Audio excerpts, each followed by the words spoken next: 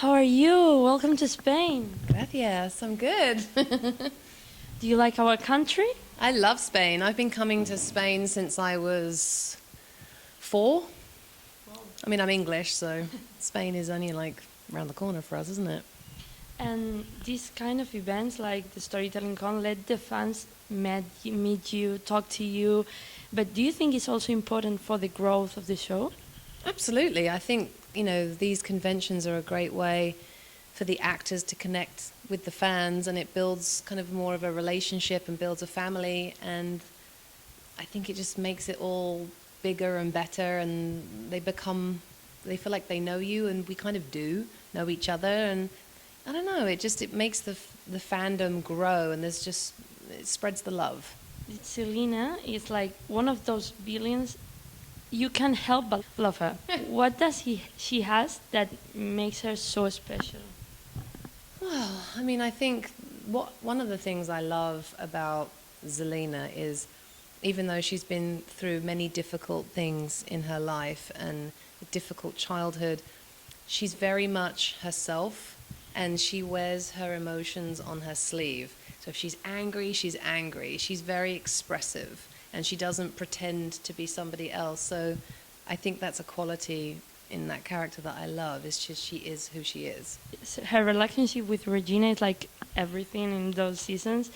How is working with Lana Parrilla? It's amazing. We're very close. She's one of my best friends, and when we act together, it is very creative, and we both like to play. And every time we do a take, it's different. And I think the biggest gift that you can give to a person is to listen.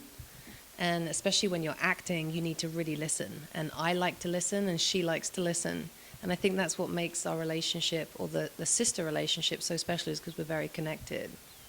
Zelena is the character that brings us to Once Upon a Time. Mm-hmm. How did you prepare? Because I think it's like a privilege, but also a challenge. I think I didn't realize what a big challenge it was, or what a big privilege it was, until it started airing. And then I'm like, oh my God, like, this is like the Wizard of Oz. This is a really big deal. But I didn't really think about it. I was just doing my thing. So I'm actually glad I didn't think about it too much, because it might have made me kind of get in my head. So I do realize that it's a huge privilege and honor to play such an iconic character, but I just try not to kind of overthink it and just be this person. It's not only an iconic character, but also an iconic woman in a moment that everyone is saying we need to have women on doing the show, being the essence of the show. And I think you are. How do you feel doing such an important thing? Well, I think being part of a show that has had such a positive impact on people is really huge. And I think as a woman, playing someone that's incredibly strong and powerful is such a great role model to young women. So I don't take that lightly. I personally am very moved and very honored to portray such a strong character. And if it inspires one girl to stick up for herself and fight and be strong, then my life has had some meaning and importance. If you can be the writer for a moment on a storybook, which final would you write for Zelena? I mean, I would like for her to find peace, and I think she should probably get a therapist, maybe go and see Archie. But I think it'd be nice if she could heal her relationship with her sister now that they've lost their mother, and then focus on being a good mummy to her baby. And then once she's spent some time, on herself, then find someone to share her life with, and maybe find a new daddy for the baby. Maybe. I like it. You've been also a part of one of the greatest shows ever, Lost. You were Charlotte. I don't know if you heard the final with the volcano they're talking about. How did you live that moment? You were there. How do you think about everything around Lost? I never heard about that alternative finale. I remember when we were shooting the finale of Lost, they wouldn't give everybody the whole script. Normally you get the whole thing, but because it was such a big secret, you only got the pages that you had lines. So we would like sit around and all the actors and try and put it together to try and make one big script. But I think they shot about like 3 or 4 different variations of the finale, so that even the actors and the crew didn't know which one was the real one. It was really, really top secret, so it was crazy. But when we watched when the finale of Lost aired in Hollywood, they had like a huge party, but they didn't tell anybody where it was. So I was all dressed and ready to go, and I'm like, I don't know where I'm going. And then right before the party, like I got an email with the address, and it was a secret.